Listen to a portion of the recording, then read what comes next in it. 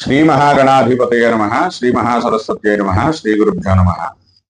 Kowtha TV వీక్షకులందరికీ కూడా కార్తీక మాసం 30వ రోజు, ఆఖరి రోజు, బహుళ అమావాస్య.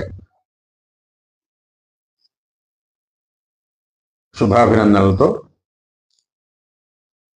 కార్తీక మహాత్మ్యం 30వ అధ్యాయాన్ని చెప్పుకుందాం. ఇప్పుడు జ్ఞానానందమయం దేవం నిర్మలం స్ఫటికాకృతిం ఆధారం సర్వ విద్యానాం హయగ్రీవముపాస్మహే.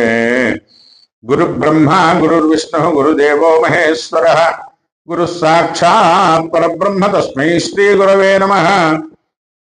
శుక్లాంబరధరం విష్ణుం శశివర్ణం చతుర్భుజం ప్రసన్నవదనం ధ్యాయేత్ సర్వవిఘ్నోపశాంతయే.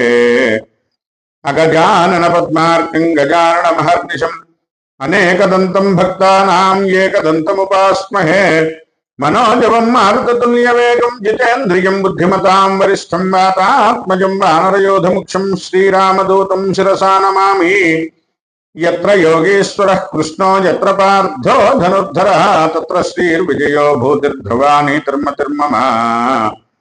వాగర్ధ సంపృక్తో వాగర్ధ ప్రతిపత్తయే జగతః పితరౌ వందే పార్వతీ పరమేశ్వరౌ.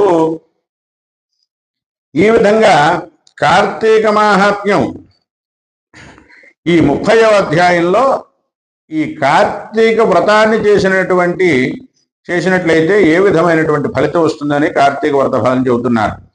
ఋషులంతా సూత మహాముని చెప్పినటువంటి పవిత్రమైన మాధవుని మహాత్మ్యందు విని కార్తీక వ్రత మహిమ వినాలనేటువంటి కుతూహలంతో సూతుల వారిని అడిగారు. మహాత్మా, మేము కార్తీక వ్రతం మహిమ వినగోరుతున్నాము. కలియుగంలో పాపపు ఆలోచనలు కలవారికి, రోగంతో నిండిన వారికి, సంసార సముద్రంలో మునిగిన వారికి ఆయాసము లేని ఉత్తమ గతి ఏది? అన్ని ధర్మములలో కూడా మోక్ష సాధనమైనటువంటి ముఖ్య ధర్మము ఏది? అధిక ఫలాన్ని ఎవరిస్తారు? ఏమి చేయటం వల్ల మోహం తొలగిపోతుంది? సులభంగా ఉత్తమ గతి ఎలా లభిస్తుంది చెప్పమని చెప్పి కోరుతున్నాము అని చెప్పినని వాళ్ళందరూ కూడా అడిగారు. ఆ మాటలు విన్నటువంటి సూత మహాముని అన్నట్టు, ఓ మునులారా, మీరు మంచి విషయాన్ని అడిగారయ్యా. గోవిందుని చరిత్ర చెప్పమంటున్నారు. మానవ శ్రేయాన్ని కోరినటువంటి మీ ప్రశ్నలు ఉదాత్తములు. ఈ ప్రశ్నల వల్ల మీకు ఎంత ఫలితం కలుగుతుందో అంత ఫలితాన్ని మీరు పొందుతారు. సకల శాస్త్రవేత్తలైనటువంటి ఓ ఋషులారా, వేదంలో చెప్పినటువంటి కార్తీక ఫలం వినండి. శ్రీమన్నారాయణునికి ప్రీతి కలిగించేవి అత్యుత్తమైనవి అయిన కార్తీక వ్రతాన్ని గురించి చెబుతున్నాను వినండి. దానిని గురించి చాలా విస్తారంగా చెప్పబడి ఉంది. అదంతా నేను ఇప్పుడు వర్ణించడం కుదరదు, కానీ సంక్షిప్తంగా చెబుతున్నాను విను అని చెప్పి ఈ విధంగా చెప్పాడు. విష్ణు వ్రతాన్ని వినగోరేవారు సంసార సాగరం నుండి తప్పించుకుంటారు. సూర్య భగవానుడు తులారాశిలో ఉండగా కార్తీక మాసంలో నారాయణుని భక్తితో పూజించడం, స్నానము చేయటం, దానము చేయటం, జపాలు చేయటం, పూజలు చేయటం, ఇవి నేతి దీపములు వెలిగించటం, ఇవన్నీ చేయటం వలన జన్మాంతరార్జితాలైనటువంటి సకల పాపములు కూడా హరిస్తాయి. సూర్యుడు తులారాశి యందు ప్రవేశించినది మొదలు విష్ణు భక్తి పరాయణే ఎవడైతే ఈ నెలంతా కార్తీక వ్రతం చేస్తారో వారు జీవన్ముక్తులను అనబడతారు. ఈ వ్రతాన్ని చేయనటువంటి వాళ్ళు నరాధములు అనబడతారు. కార్తీక మాసం రాగానే కావేరీ నదీ స్నానం చేసిన వారు వేల్పులు చుట్టుముట్టి కొనియాడబడుతూ ఉండగా వైకుంఠాన్ని పొందుతారు. ఏ నదిలో స్నానం చేసినా కూడా ఈ విధమైనటువంటి ఫలితమే లభిస్తుంది. నెలలన్నిటిలోనూ కూడా కార్తీక వ్రతం చాలా విశేషమైనటువంటిది. పాపాత్ములు వ్రతాలు చేయడమే అరుదు, వారికి వ్రతం చేయడం వలన ఫలమే అరుదు. ఈ నెలలో దీపదానం, కాంస్యపాత్ర దానం, కంచుపాత్ర దానం చేయడం వల్ల విశేషమైనటువంటి ఫలితాన్ని ఇస్తాయి. దరిద్ర ధనిక భేదాలు లేకుండా ప్రతివారు విష్ణు ప్రీత్యర్థం కార్తీక మహాత్మ్యాన్ని కనుక విన్నట్లయితే ఎక్కువ పుణ్యఫలం కలుగుతుంది. పాపాలన్నీ నశించి ఎక్కువ ఫలితం సమకూరుతుంది.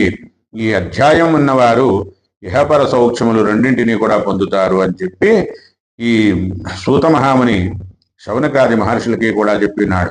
ఇది శ్రీ స్కాంద పురాణాంతర్గత కార్తీక మహాత్మ్యాయాం 30వ సమాప్తః. లోకాః సమస్తాః సుఖినో భవంతు.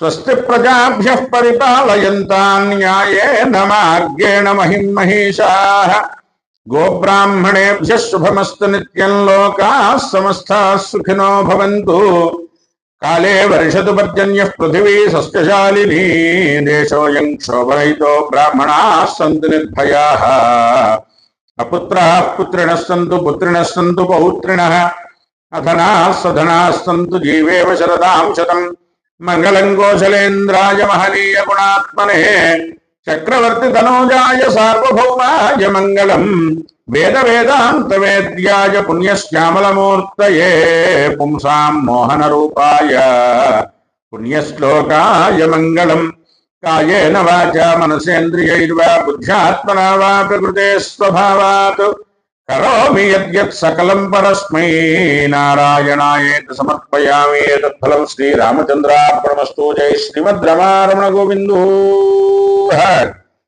నమః పార్వతీపతయే హర హర మహాదేవ శంభో శంకర